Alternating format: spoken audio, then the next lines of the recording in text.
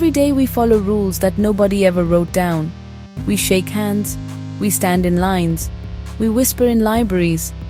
But have you ever stopped to ask, why? Welcome to Question the Obvious, where we examine everyday human behavior and uncover the hidden logic behind it. Today, we ask, why do we bless sneezes but apologize for burps? From a biological perspective, burping and sneezing are very similar. A sneeze clears irritants from the nose and respiratory tract. A burp releases gas from the digestive system.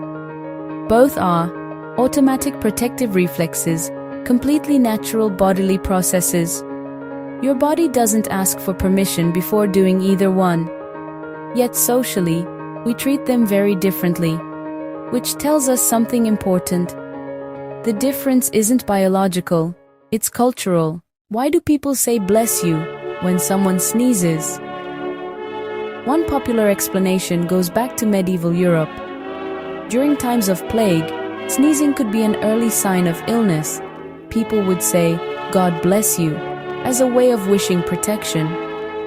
Another explanation is that people believed the soul briefly left the body during a sneeze, making the person vulnerable to evil spirits.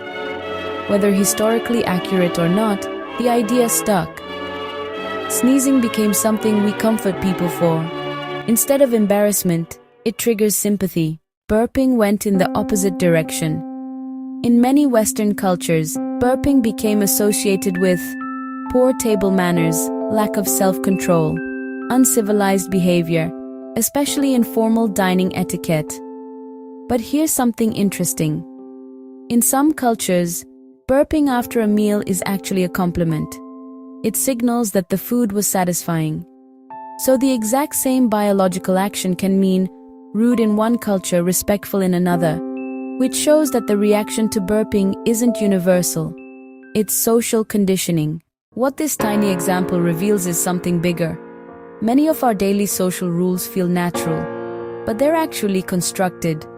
Society decides what is polite, what is embarrassing, what deserves sympathy, what deserves apology, even when the underlying behavior is the same type of natural bodily function.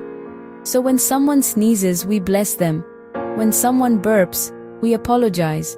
Not because biology demands it, but because culture taught us to. So the next time someone sneezes and gets a blessing, and someone burps and gets embarrassed, remember, both are just the human body working normally. Bless you, excuse me. One isn't morally better than the other.